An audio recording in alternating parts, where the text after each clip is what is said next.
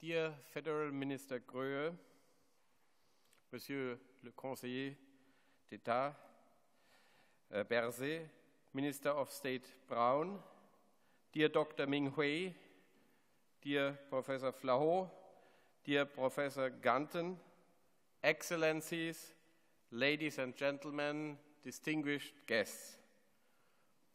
My name is Thilo Klinner. I'm the Director for Foreign Trade, Investment Promotion and Innovation here in the Ministry of Foreign Affairs in the Federal Foreign Office of Germany.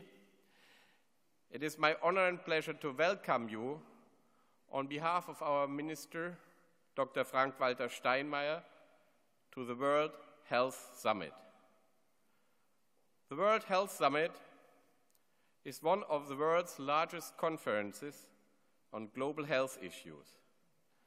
Until quite recently, holding this kind of conferences at the Foreign Ministry for the fourth time now would have warranted a lengthy justification.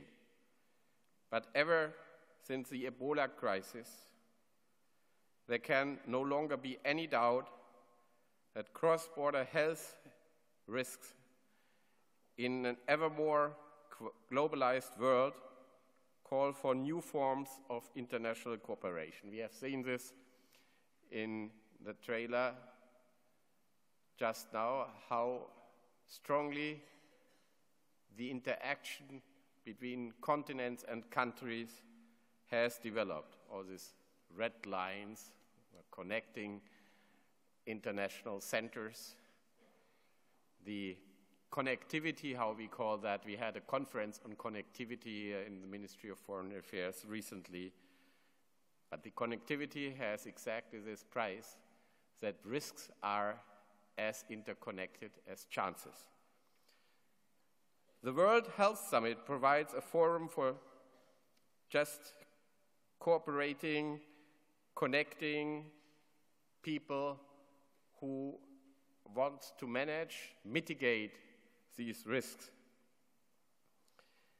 And I would like to thank Professor Ganten for once again organizing this conference in which all the leading health sector stakeholders are actively involved.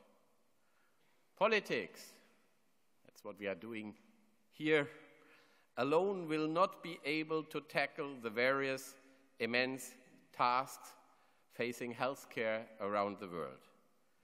To do that, we need you, science, business, and especially civil society.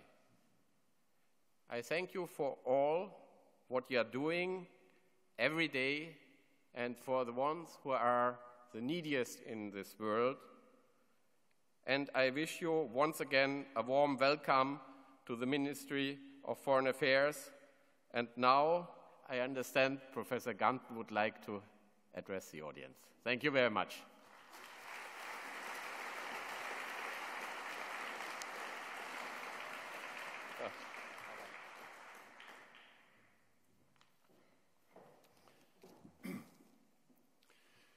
Thank you, Mr. Klinner, for this gracious, generous hospitality here in the Ministry of Foreign Affairs.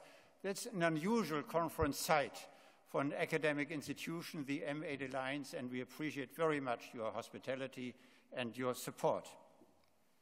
Welcome, bienvenue à vous tous, herzlich willkommen, welcome to the World Health Summit 2016. Excellencies, dear colleagues, ladies and gentlemen, I'm Detlef Ganten. The name tag will probably come soon, but that's not important. Thank you for joining us. This is a great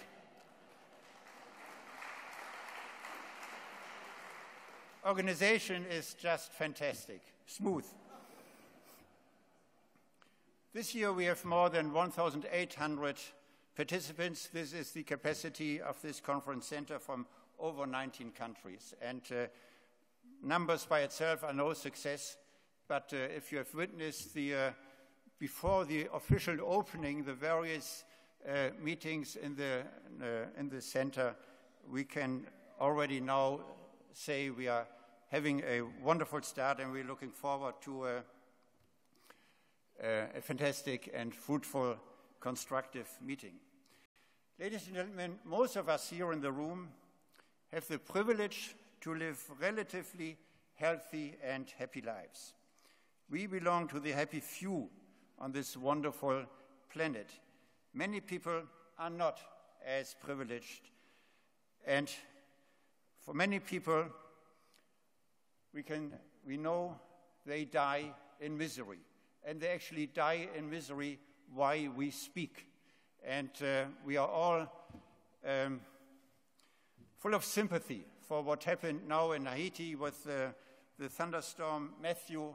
The latest figures are close to 1,000 people dying, and cholera is imminent, and the misery has not found an end, and we are all asked to help.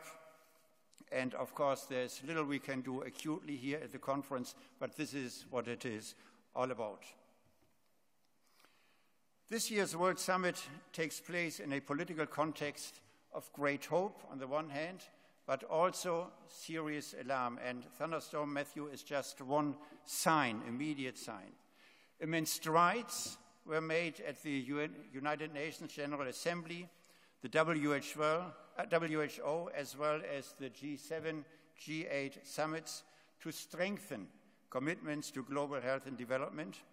At the same time, the plight of millions of people on the move, the predicament of refugees, and the unacceptable destruction of health facilities, health by itself becoming a battlefield, clearly shows that the limits of good humanitarian will and global health good intention. Crisis is one, unfortunately, key determinant of health, be it war, insecurity, ecological, financial, climate, and other crises. Around the world, 130 million people, many of them children, need humanitarian aid. More than 60 million people have been forcibly displaced from their homes. The global migration and refugee movement show no sign of abating, and many countries are still burdened with the health consequences of austerity. A new mix of health inequity, humanitarian, ecological, and security challenges has emerged, and these confront us with the limits of existing systems. We have to take responsibility, but we cannot achieve anything alone. We need strong partners, and at the World Health Summit and its unique academic think tank, the M8 Alliance of Academic Health Centers, universities, and national academies of science and medicine, we work on solutions together with all stakeholders from academia, the private sector, politics, and civil society. So let's get started. Let's all together work. 2016 and beyond. 2016 as a year where a course was set to achieve ambitious and binding agreements jointly between science, politics, private sector, and civil society that will improve on a global scale. This is the task and the goal of the World Health Summit. It is our collective challenge. Ladies and gentlemen, may I now ask to welcome the President of the World Health Summit 2016, my colleague and dear friend Antoine Flahaut from Geneva University. Antoine, the floor is yours.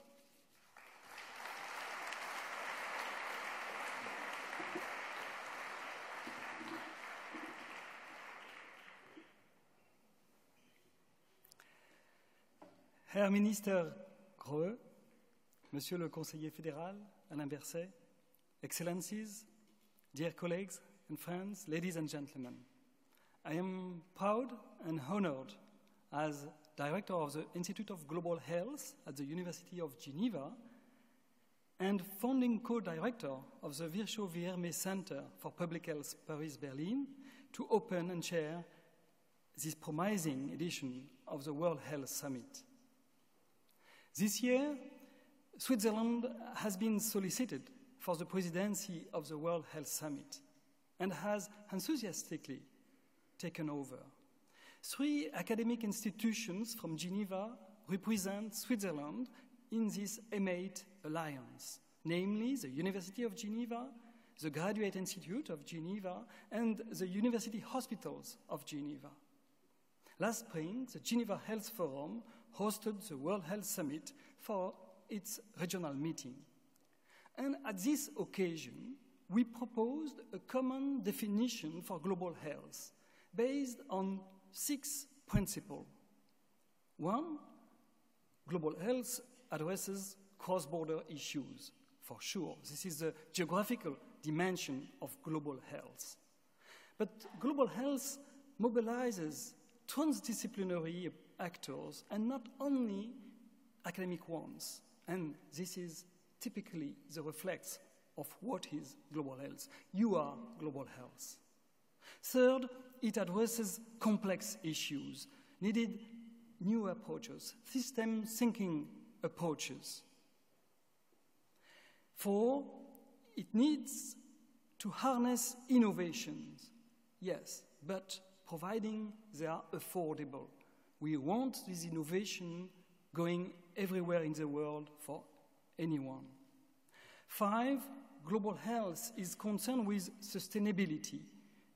We have talked this morning on planetary health. Yes, we want healthy lives in a healthy planet. 6, we all want to work within the framework of human rights and dignity. We are in a time when fabulous progresses have been made in medicine with major improvement in health indicators. Yes, but not everywhere. These progresses are still not shared enough. We need these repeated meetings in various places of the world, and each October here in Berlin, to discuss and debate, but also to send our voice to the international community to improve global health, to improve health for all. We will give in a minute the floor to 5 major actors in the field of global health. First, Minister Hermann Grohe, Federal Minister of Health in Germany. Second, Chancellor Alain Berset, Federal Chancellor, in charge, among several other duties, of health in Switzerland. Third, Dr. Ren Mingui, Assistant Director General at WHO, in charge of tuberculosis, malaria, and neglected tropical disease. Fourth, Erwin Paul Böttinger, who is the chair of the Berlin Institute of Health. Fifth, last but not the least, Emmanuel Charpentier from the Max Planck Institute for Infection in Biology. You know, our vision in the M8 Alliance is harnessing academic excellence to improve global health. Tonight, we will harness political and academic excellence to improve global health. I am delighted to give the floor now to our Minister, Herr Hermann Grohe.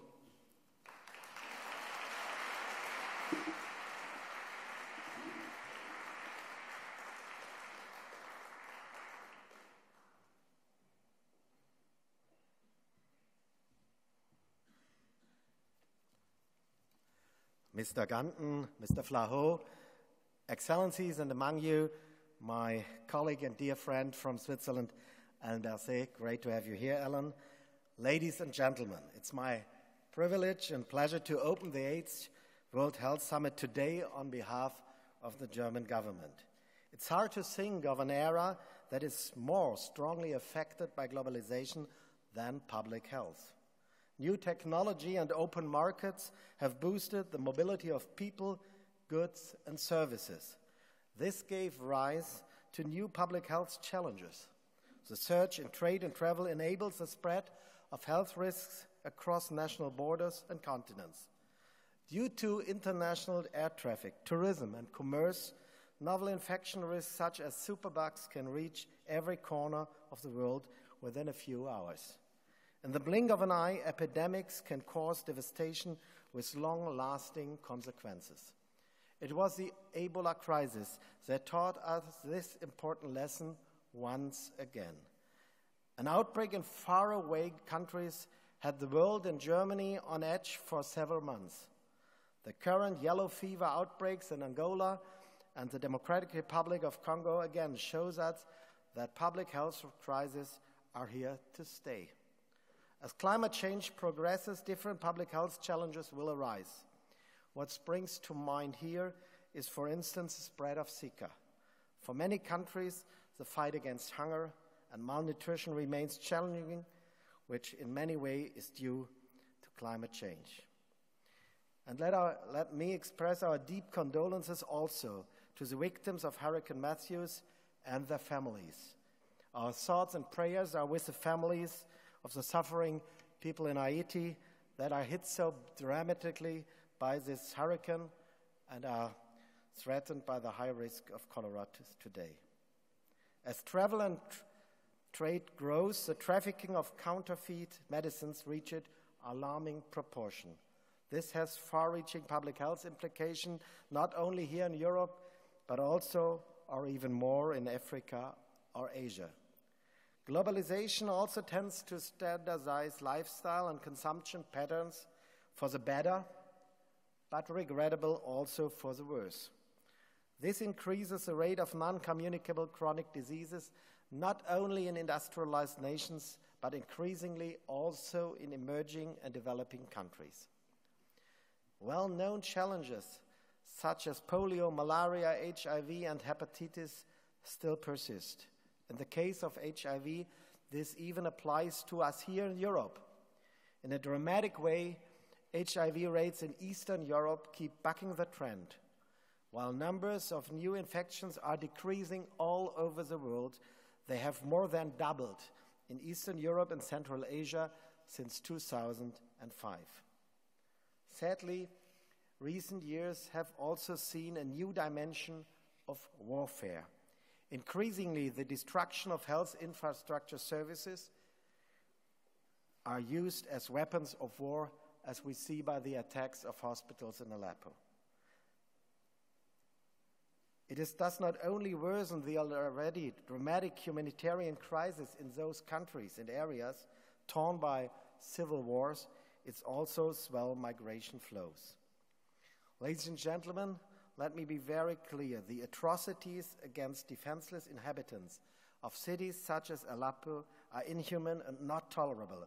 The killing must have an end. We strongly condemn these horrible acts and urge those responsible to stop immediately. The killing must stop now.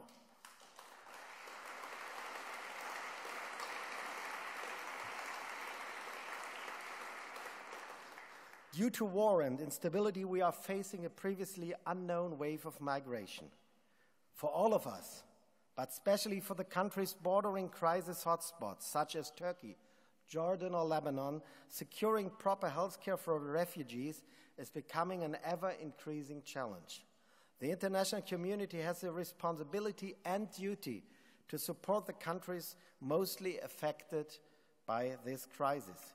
It is an important political signal and a humanitarian necessity that Germany and others financially support those countries that cover the largest migration flows. Poor or almost non-existent health care can be one of the grounds for fleeing abroad. This is one more reason why we care so deeply about building resilient health systems. Distinguished participants, let's get positive. Globalization does not only lead to public health challenges, it also offers manifold new possibilities and promising solutions also for global health. Greater mobility and innovative means of communication have made medicines, technologies, knowledge, and research far more accessible. Scientific exchange between research facilities in the north and south, as well as in the context of new South-South cooperation, has experienced a much appreciated increase. Today, the medical knowledge needed to promote health and to prevent and fight disease globally is far more available than ever before. The same applies to the necessary technological and financial resources. The funds available for global health have increased more than fivefold since 1990, and this trend seems to be permanent. As international commitment has grown, so has the number of initiatives in the field of health. Increasingly, new non-governmental actors are getting involved in global health and becoming strong partners. Major foundations are providing generous funds for global health. The private sector has also a key role to play in research and development, the supply of medicines and medical technology, as well as healthcare. As the diversity of actors increases, so does the necessity to coordinate the work of these global initiatives and bilateral donors. This is the only way to enhance the efficiency of global health cooperation. Distinguished ladies and gentlemen, fortunately, greater global networking has helped to firmly establish health topics on international agendas, not only those of the United Nations, but also of fora like the G7. Global health is becoming more and more important in German politics compared to, say, only 15 years ago. Shaping global health, taking joint action, embracing responsibility, that was the title of a concept paper the federal government explicitly acknowledged the global responsibility, reaffirming Germany's role as a reliable partner for the world. In line with the increased German commitment in global health, Germany made global health a key topic on our G7 presidency last year. I'm especially glad that we are holding a global expert network conference to step up our fight against antimicrobial resistance here in the context of this summit and as a direct outcome on follow-up of last year's G7 Health Ministers meeting here in Berlin. At this point, I wish to offer a warm welcome to the participant of that global expert network conference. It is very impressive that during the German G7 presidency, the G7 agreed to offer assistance to 76 countries for the implementation of international health regulations. The Japanese G7 presidency renewed this strong commitment for the IHR implementation. As you are all aware, China has passed the presidency of the G20, the group of the leading industrialized nations, to Germany in December. Given the vast range of global health challenges which we are facing, this is another unique opportunity for global health activities. Germany takes its commitment for global health very serious. This is why Chancellor Merkel has decided to put global health prominently on the G20 agenda for the first time.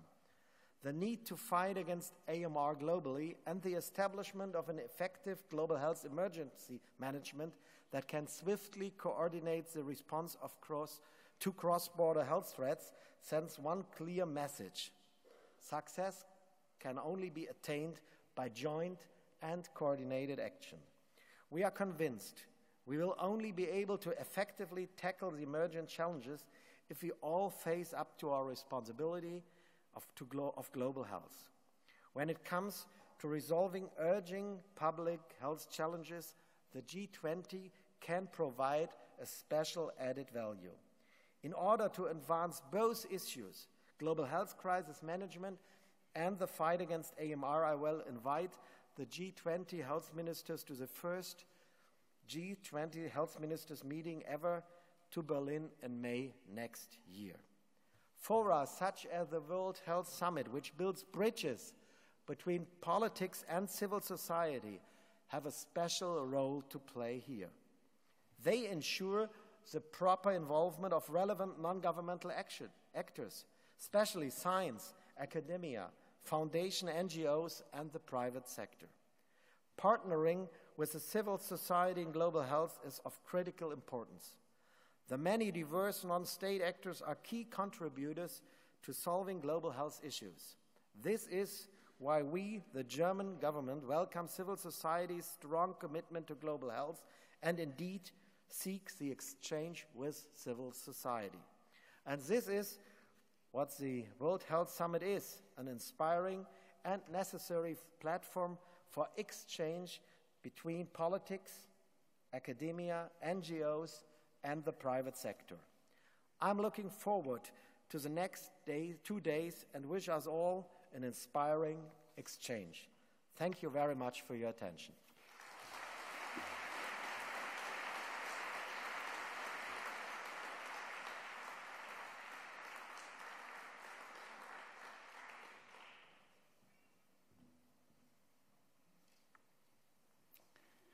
Thank you, Minister Hermann Grohe, for your inspiring message and for the commitment of the German government in global health and also in the G20 presidency.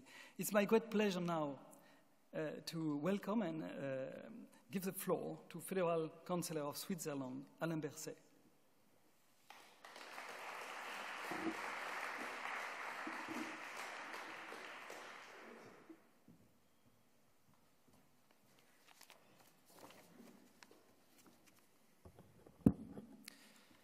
Messieurs les Professeurs, sehr geehrter Herr Bundesminister, lieber Hermann, Excellencies, ladies and gentlemen, it is for me a great pleasure to address a few words to such a diverse and distinguished audience.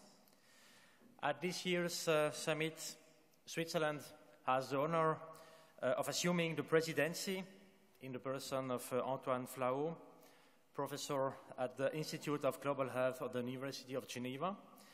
And as a member of the M8 Alliance, the University of Geneva is the academic component in the unique setting of International Geneva, which is home to several major global health actors. All these actors are now being called upon to work together to achieve the ambitious goals of the 2030 Agenda for Sustainable Development.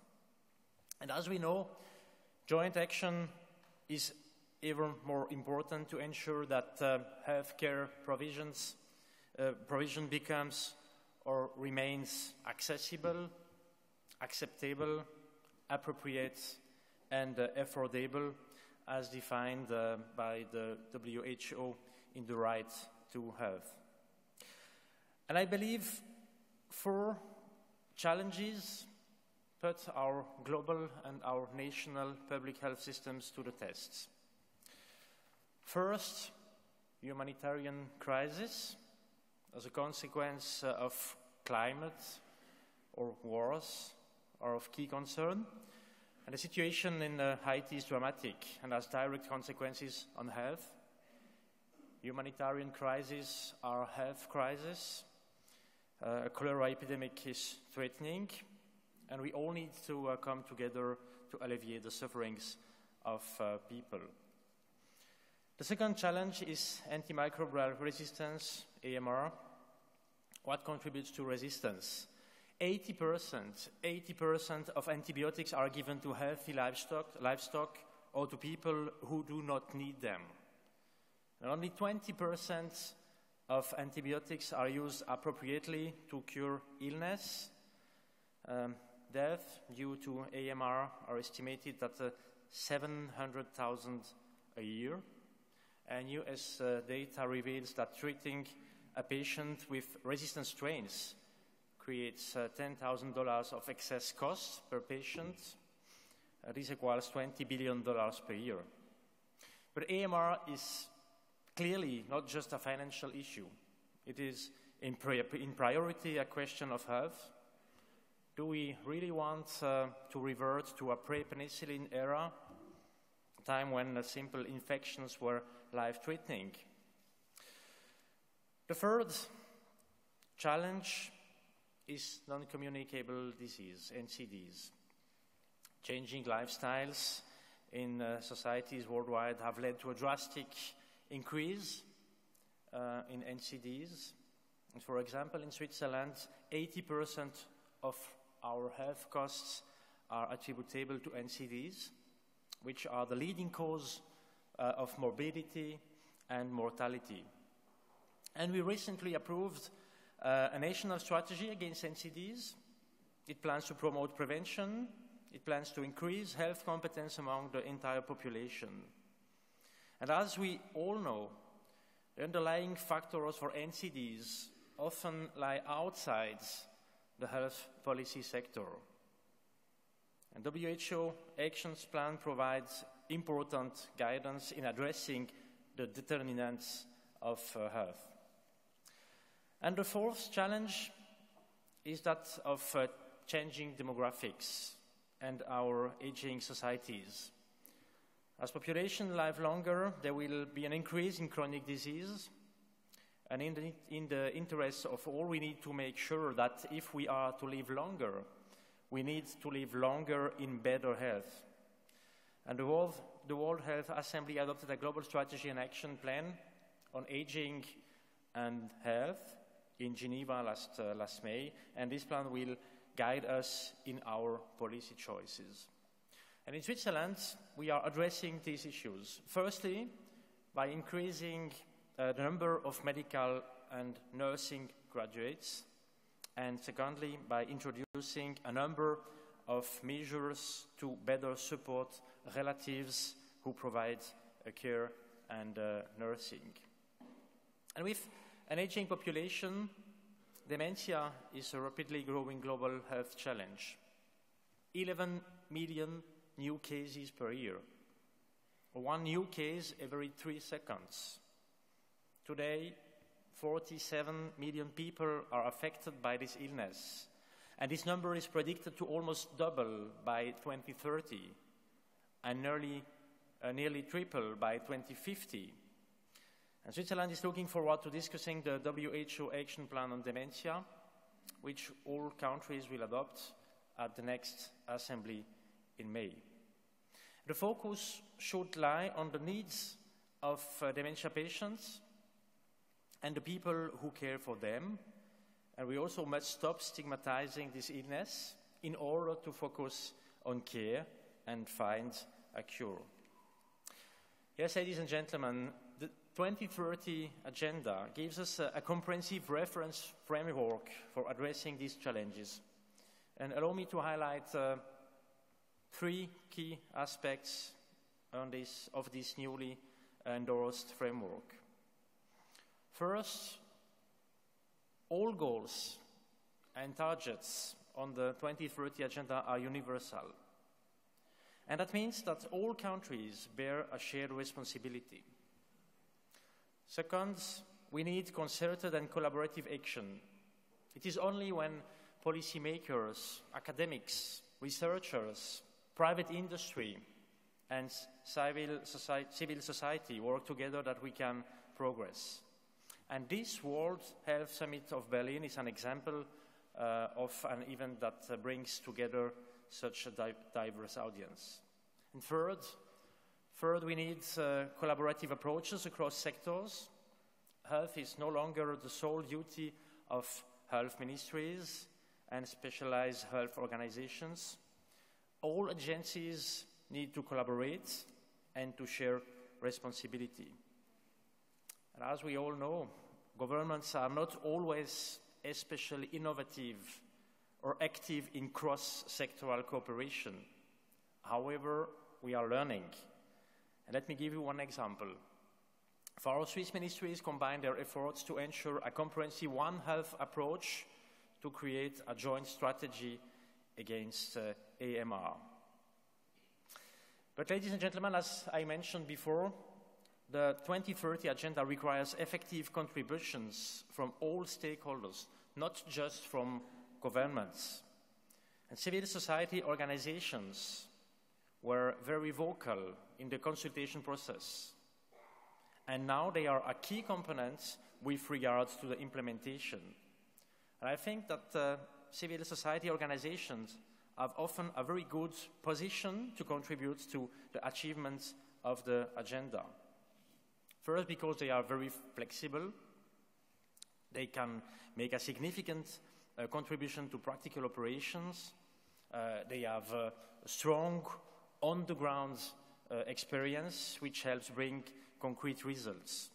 And during the Ebola outbreak, for example, Médecins Sans Frontières was on the ground from the very beginning. They worked with local community-based organizations and led the response to the crisis while the international community was still preparing its response. And also because non-state actors look for new solutions in unconventional ways. The capacity for innovation and willingness to take risks makes them important players in multi-stakeholder partnerships. Switzerland is supporting a number of product development partnerships with a view to accelerating cost-effective solutions. And these include urgently needed medical products for neglected diseases such as malaria and sleeping sickness. And medicines for Malaria Venture helps develop medical products for malaria, and the Foundation for Innovative New Diagnostics does the same for sleeping sickness. And the key to implementing the 2030 agenda lies in using all the combined resources, innovation, scientific and technical expertise and experience on the ground.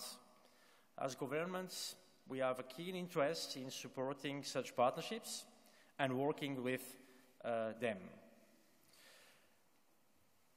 Let me conclude, ladies and gentlemen.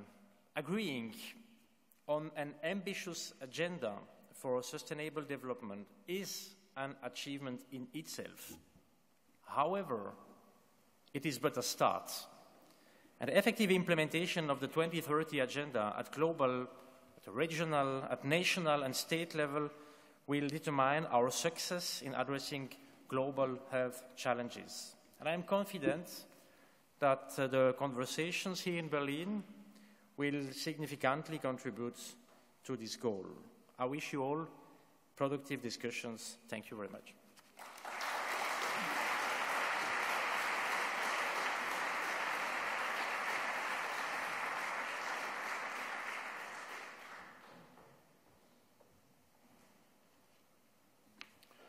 Thank you so much, Minister Bercy, for your thoughtful considerations of the health agenda and also for the commitment of Switzerland to this goal. And I don't have to overemphasize that Switzerland certainly is a very special country when it comes to global health and global health institutions located in your country. Now, we at the M8 are not claiming that we have any close importance to the G8 process.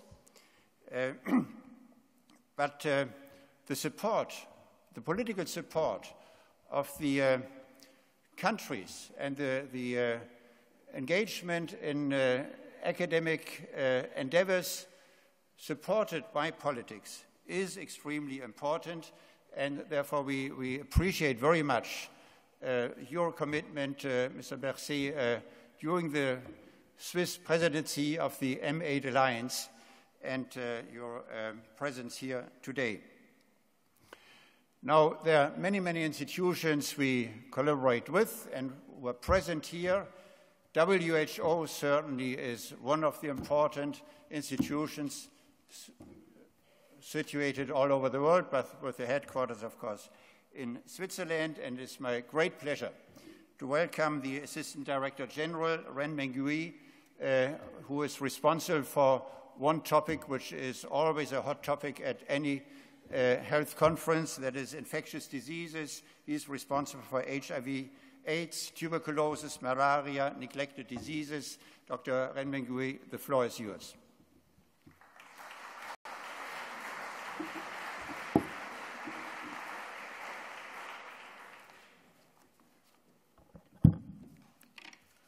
Honorable Ministers, dear Professor Co-Chair, distinguished delegates, ladies and gentlemen, it is a great honor to speak at this year's World Health Summit. I would like to thank the government of Germany for providing this remarkable annual opportunity to take stock of global health developments and challenges. The World Health Organization has been proud to be supporting this initiative ever since its inauguration in 2009. This year, I see our Region Director General, Dr. Moiti from WHO African region, and Dr. Chekhnov, our Assistant Director General for NCD, attend this conference with other colleagues in WHO. The 2030 Agenda for Sustainable Development provides us with a powerful opportunity to accelerate progress across all areas of public health and to work in a more intercontinental way. The new agenda is not only more comprehensive and ambitious than MDG eras, it also comes with an implicit commitment to increase domestic finance for health and to strengthen collaboration between different sectors. Despite the success of MDG areas, the world continues to contend with formidable challenges. In most developing countries, health systems are weak and under-resourced, and millions of billion people remain vulnerable to conditions that are absolutely intolerable, preventable, and treatable. Over 2 billion people do not have access to basic sanitation, and more than 600 million people lack access to safe water. About 1/3 of global populations cannot attend the essential medicine they need. Over 300,000 women die because of complications during pregnancy. Endemic infectious disease continue to have a far-reaching impact on people's lives. HIV/AIDS, tuberculosis, malaria, viral hepatitis, and neglected tropical diseases still kill more than 4 million people every year. This remains a large unfinished agenda, and as you were aware, drug resistance is severely complicating the fight, particularly in the area of tuberculosis, where almost 500,000 people develop multi-drug resistant TB every year. Ladies and gentlemen, the recent Ebola, Zika, and yellow fever outbreaks have served as stark reminders that the international community needs to be better prepared for global health emergencies. In the wave of these outbreaks, WHO has worked with countries and partners to strengthen global architecture for emergency preparedness and response. Recently, WHO has set up new health emergency programs which will lead and coordinate prompt global response, relief, and recovery to contain future outbreaks. We are working very closely with countries to strengthen core capacities so that they can better manage health emergency risk. And we are building a global health emergency workforce and has started certifying the emergency medical teams to facilitate collaboration in the field. WHO has also developed a research and development blueprint for action to prevent epidemics, to help reduce the time lag between the declaration of a new international public health emergency and availability of effective treatments, diagnostics, vaccines, and other medical technologies. And when I speak to you about health emergency, I cannot stay silent without about the tragedy that is happening in Syria. WHO is deeply concerned that the humanitarian situation in Syria, and we have appealed to all parties to allow for the transmit of medicines, medical supplies, and fuel and health professionals to the country. WHO condemns all attacks on health workers, facilitators, and suppliers whenever they occur around the world. Unfortunately, over the past few years, such attacks has happened with alarming frequency. We all must do more to safeguard sanctity of healthcare and the right to health. Ladies and gentlemen, The past few months has also generated remarkable success in public health. The United Nations General Assembly has recently held a high-level meeting on antimicrobial resistance, which resulted in milestone political declarations to address this global health threat. The Global Fund to fight AIDS, TB, and malaria has received a major boost when the countries and partners committed over $12.9 billion to support its work over the next 3 years. The Paris Climate Accord has been verified by over 70 countries, accounting for more than 55% of greenhouse gas emission, and will into force in early November.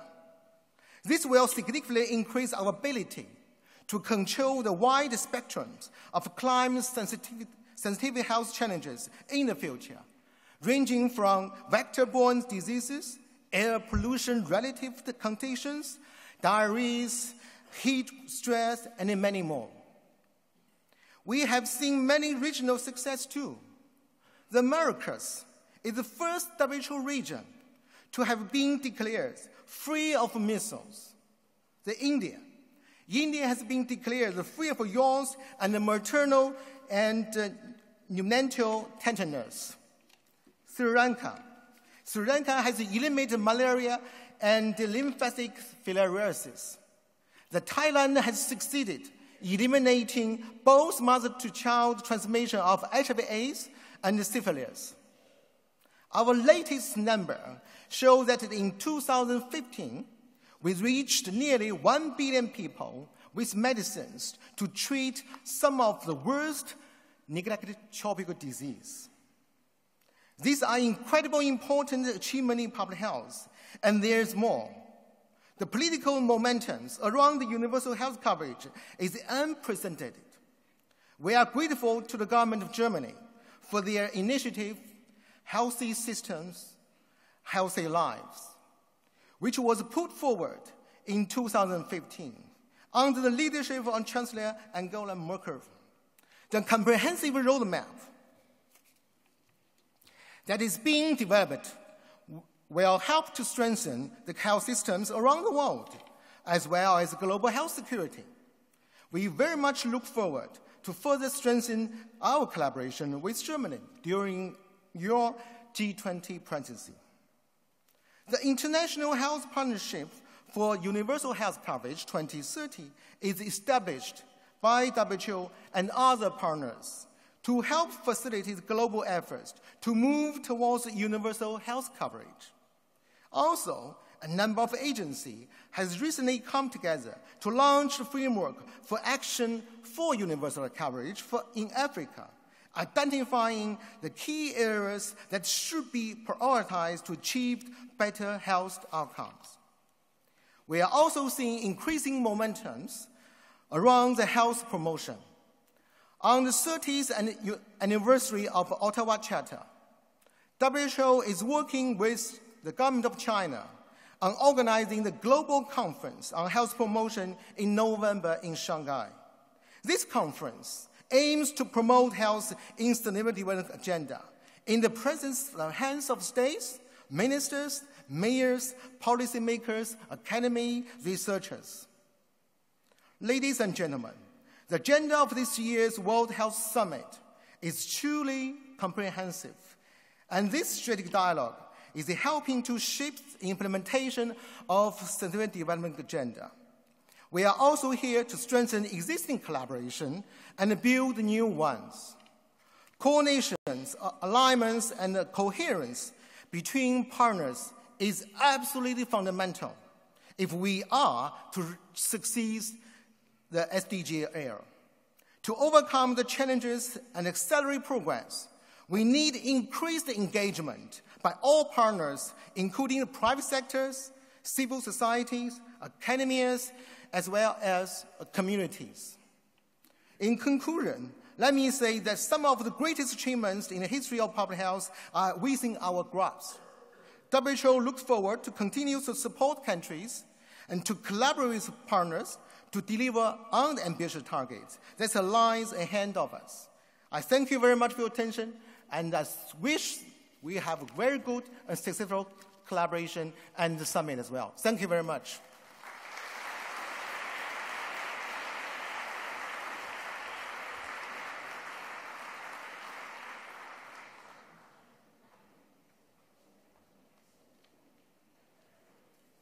Thank you, Dr. Mengui, for this description of the important role WHO is playing in the world and the pillar you are providing for the many players and stakeholders in the world of global health. And I think WHO needs to be strengthened all the time, and I'm sure certainly Minister Gröhe is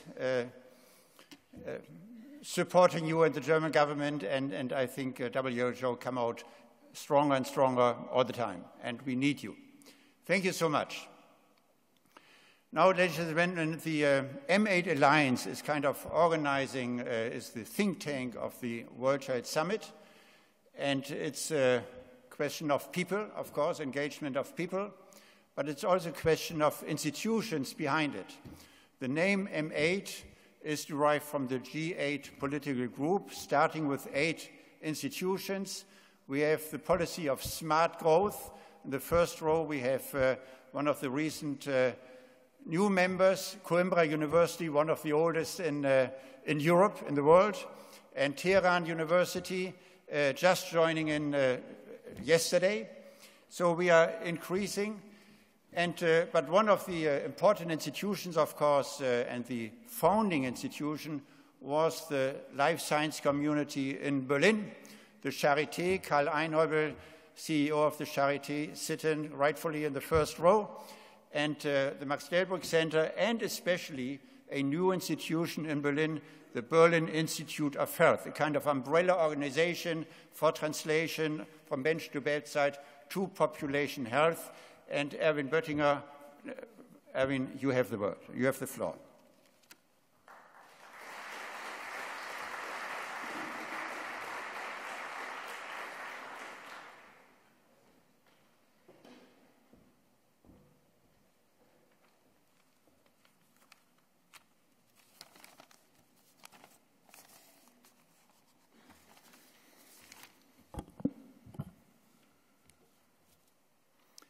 Dear Federal Minister Hermann Gröhe, Your Excellencies and dignitaries,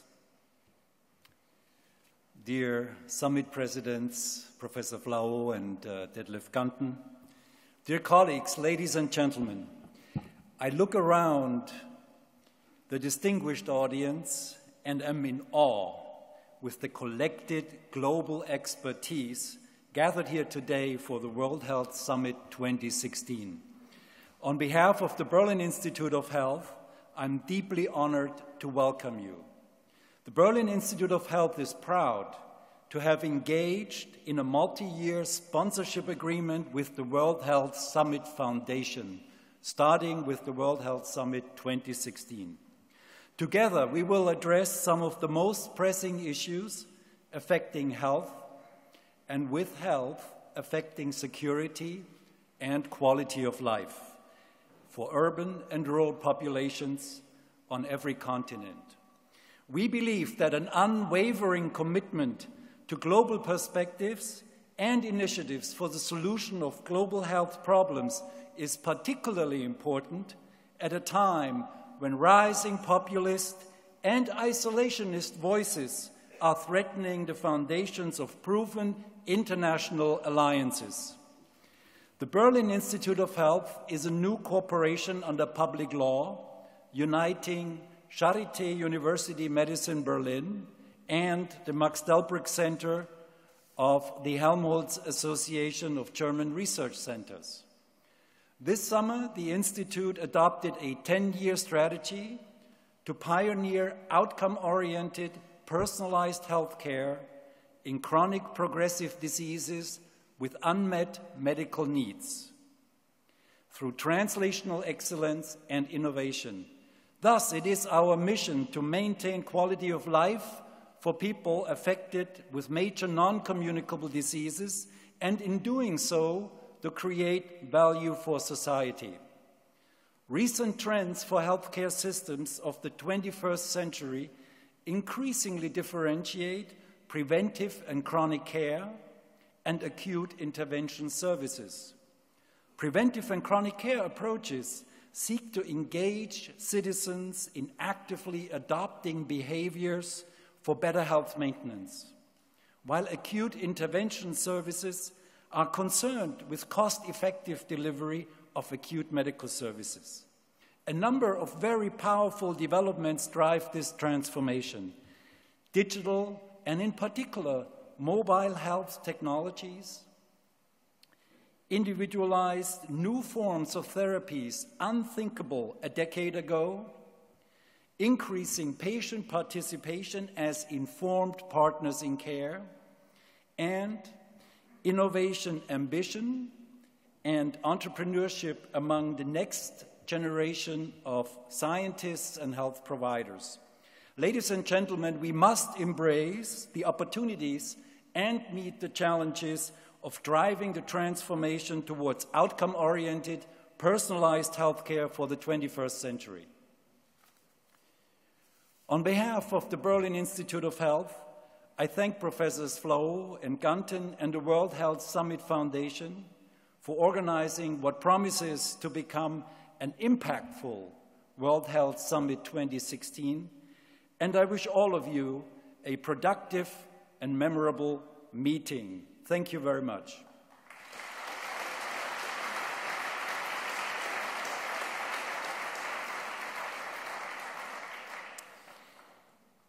It is now my great pleasure to introduce the next speaker, Professor Emmanuel Charpentier, member of the Max Planck Society and director of the Max Planck Institute for Infection Biology in Berlin. Emmanuelle is a French microbiologist and biochemist, and during her career, she worked at many distinguished institutions in France, United States, Austria, Sweden, and Germany. Professor Charpentier has received numerous honors and awards around the globe for her groundbreaking work in the field on RNA-mediated regulation based on the CRISPR-Cas9 system. Her work has revolutionized life science research and is poised to open new opportunities for biomedical gene therapies. Ladies and gentlemen, please welcome Professor Emmanuel Charpentier.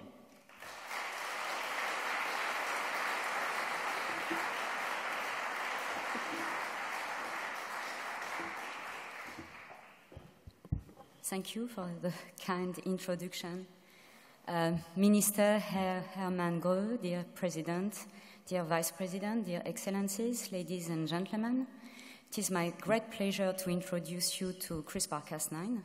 I'm somehow responsible for the scientific break of the evening, but I'm also here to provide you with a very good news in this difficult world, which is that basic research can sometimes, and actually more often than you think, lead to discoveries that are really transformative, in this case for global health. So you may wonder what CRISPR means. CRISPR stands for Clustered Regularly Interspaced Palindromic Repeats, and you're very happy to know this. Actually, there are two aspects you should know about CRISPR. The first one is that CRISPR refers to the CRISPR-Cas9 technology, which I am sure everyone in the audience has heard of, since the media have been covering the field extensively for now more than 3 years. In brief, CRISPR-Cas9 is a powerful technology that revolutionizes life sciences and really changes our views of how to approach basic science and R&D. This is a new method that facilitates genetics, allowing to edit and modify genes and genomes and their expression in virtually all types of cells and organisms that are ethically possible to study for research and development purposes. The technology has a high impact in the fields of biomedicine and biotechnology, and therefore health, that is the topic of this summit. Second, it is important that you know that naturally CRISPR-Cas9 is a mechanism that exists in bacteria. This mechanism confers bacteria with immunity against mobile genetic elements, including plasmids and bacteriophages, the viruses of bacteria. So it's a bacterial immune system against invading genomes. And this leads me to refer to the session on infectious diseases tomorrow morning. The initial goal of my team's research that led to the CRISPR-Cas9 technology was the understanding of mechanisms of gene expression in bacterial pathogens, focusing for this project on the human pathogen Streptococcus pyogenes. The aim beyond the understanding of mechanisms of bacterial diseases was to hopefully focus on interesting pathways that could be harnessed for anti-infective and antibacterial therapeutic strategies. So we are all aware of the still dramatic increase in antibiotic resistance and the urgent need to still continue research in this domain, as it was just highlighted, and also highlighted recently at the United Nations in New York. And this will be discussed tomorrow. Having said this, the understanding of the CRISPR-Cas9 mechanism in Streptococcus pyogenes not only provides benefits for the field of infectious diseases, that was the long-term goal of the project, but also benefits at the broad sense the field of life sciences. This is what we call the beauty of science-associated serendipity. Now, how does the CRISPR-Cas9 technology function? It's a small machine consisting of a protein with enzymatic activities that can cleave DNA. This is an enzyme Cas9 that can be programmed with a second component of RNA nature working like a GPS, guiding the protein to the right specific sequence on the genome and resulting ultimately to the modification of the genome at the site of the DNA break. So CRISPR-Cas9 works in all cells and organisms that have been studied so far, as long as you can deliver efficiently and safely the tool CRISPR-Cas9 to the right cells.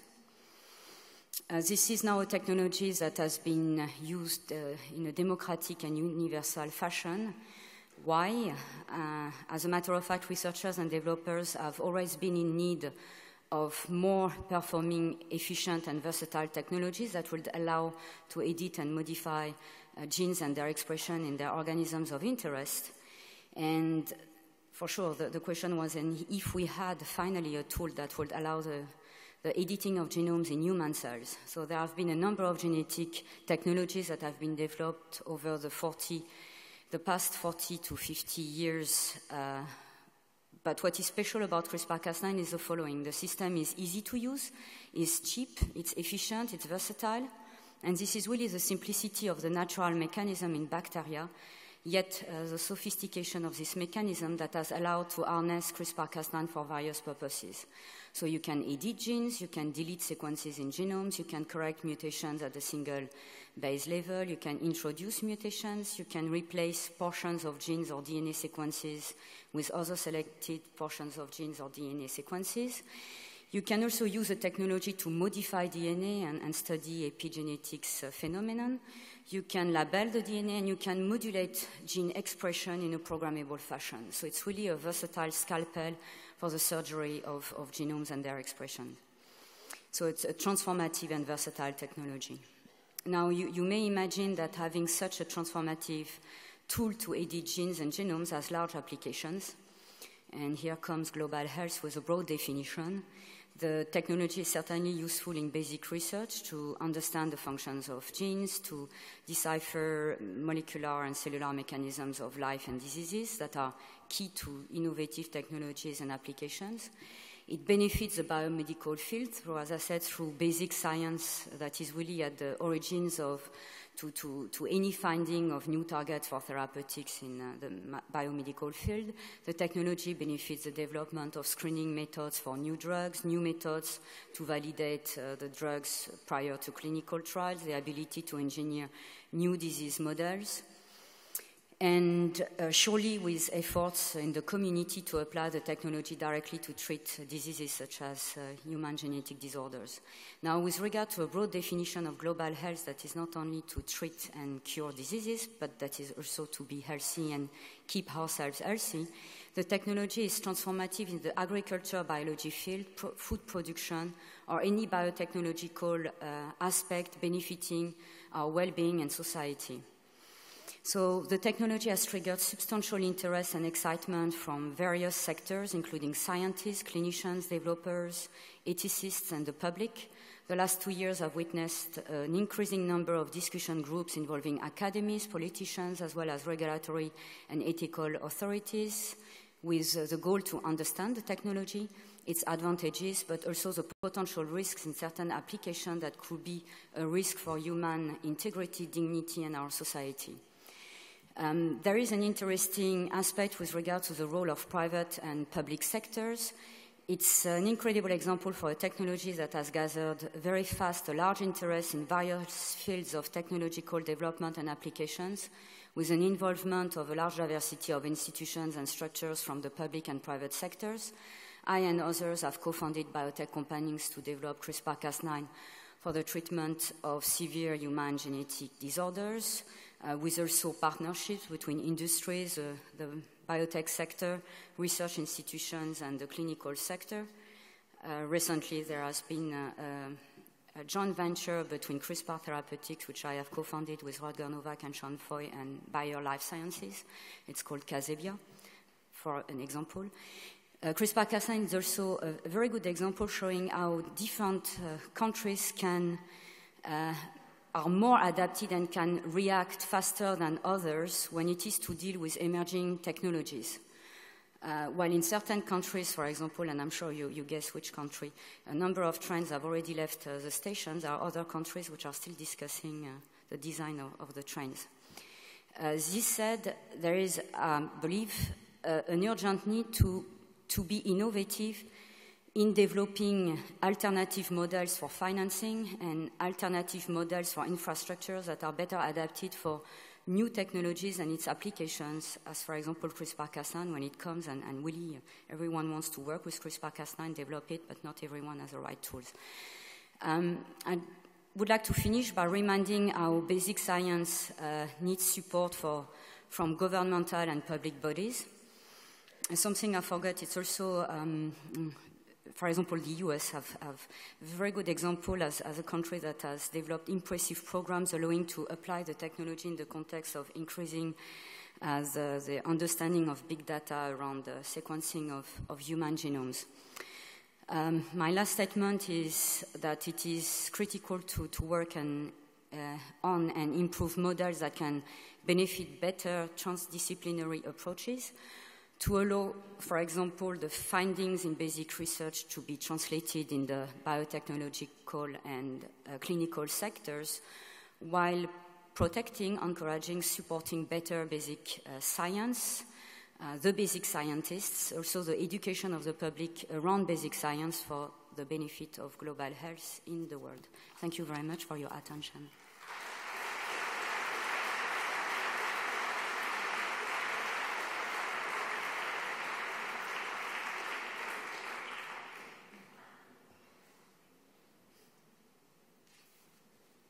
Ladies and gentlemen, with Emmanuel Charpentier, you have seen an example on breakthrough science, and she got the breakthrough prize in science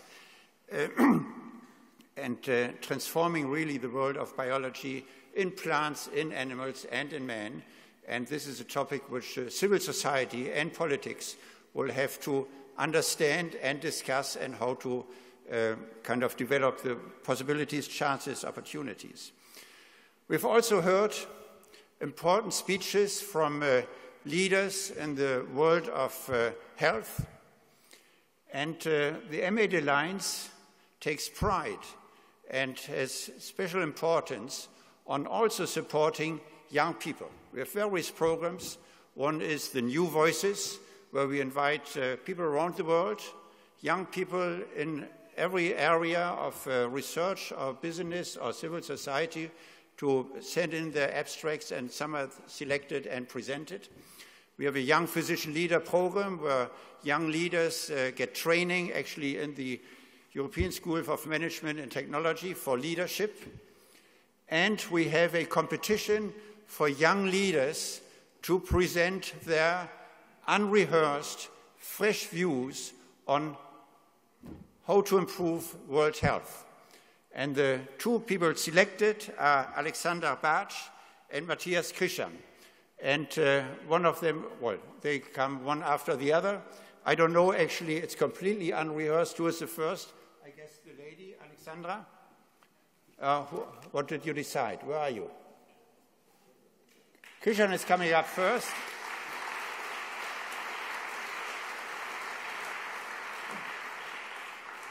So it's Matthias Christian. Welcome.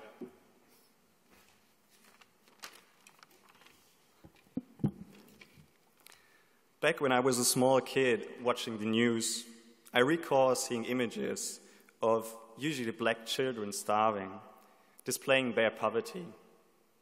This created a feeling of pity and guilt inside me. The feeling stuck with me for many years, and upon graduating high school, led me to spend 1 year as a volunteer in South America, because of a strong urge of wanting to help them. It was not until long that I discovered it was me who needed help, and that this very attitude of mine originated from an arrogant feeling of superiority. At the same time, the initial feeling of guilt became blurred, because I realized that inequality exists not only between the global south and the global north, but also within every single country.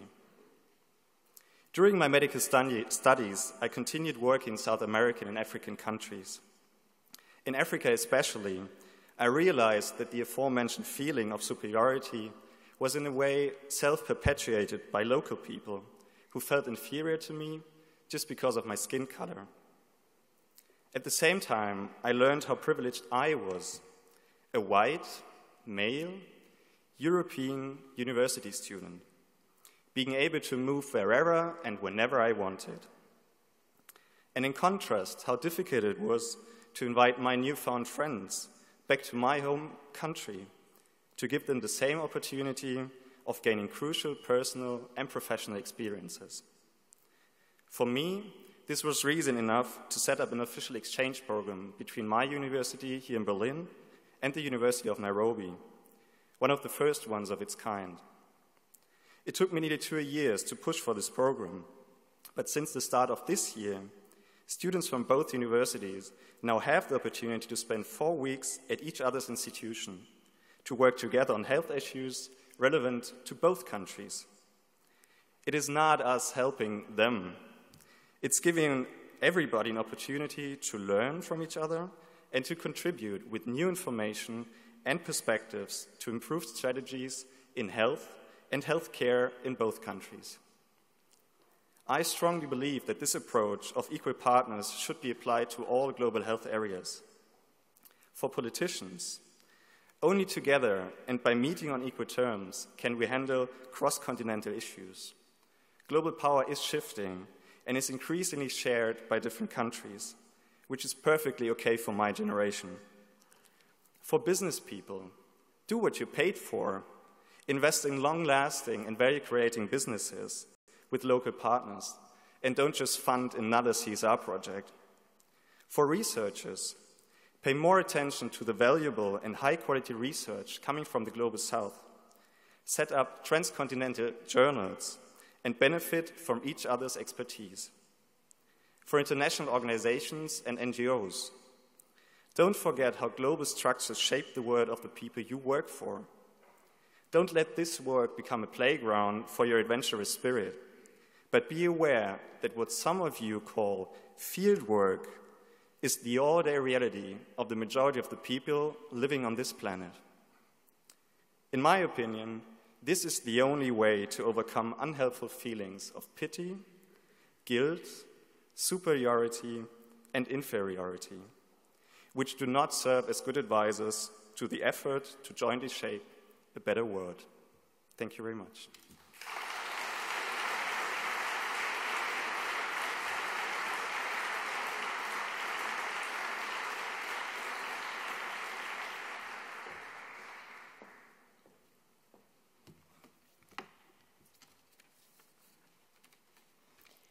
Ladies and gentlemen, it is my honor to address you as this year's project coordinator of the European Students' Conference, which has been focusing this year on antimicrobial resistance. Ladies and gentlemen, today we live in a world in which antimicrobial resistance poses an unbearable threat to the medical healthcare system as we know it. Every year, around 3 million European citizens get newly infected with multi-resistant pathogens whilst receiving medication and treatment inside a medical faculty. Up until today, we continue to use large amounts of antibiotics in the food production sector, turning a blind eye to the blatant threat of zoonotic infectious potential. And last, but definitely not least, too many individuals still underestimate their very own responsibility and significance when it comes to using antibiotics, simply because they do not know any better. If we, the global community, want to counteract this development, we need to set our focus very straight. We need to prove that facing antimicrobial resistance is our priority by means and actions that go beyond beautiful wordings and well-intended ideas for the future. One could argue, yes, a global action plan was endorsed at the World Health Assembly in May 2015. And yes, the fact that a renowned magazine like The Economist titled its last May edition cover, "When the Drugs Don't Work," is proof that awareness is indeed increasing. However, to this very day, growing resistances are not being tackled with the urgency they demand for on an international level, and the numbers are not changing, at least not fast enough to stop the approaching antibiotic apocalypse. It's simply too little, too late. So not only do we need to fight and improve the aforementioned issues, we also need to take a look ahead into research. As an example, resistant pathogens don't kill immediately. It's the sepsis they can lead to. Now, luckily, there are small research groups scattered around the world that are coming up with alternatives, like sepsis dialysis or phage therapy, just to mention two of them. But, as so often, funding is a big issue for those entrepreneurs, which is a tragic and a shame, considering that these small research groups are our best shot at tackling antimicrobial resistance. Again, this is just one example which shows that smart political and economical management is needed. I have been brought up believing that it is the task of politics to build a framework for good ideas to prosper. Ladies and gentlemen, the European Students' Conference, which was held under the patronage of Federal Minister Gröhe 2 weeks ago, gathered more than 500 professionals and researchers from all the world who expressed their deepest concerns about the issue of growing antimicrobial resistance. We, representing the next generation, would like to express that we are willing to put in the effort and be the change. But we ask for one thing: please provide an adequate political and economical framework to make it possible. Thank you.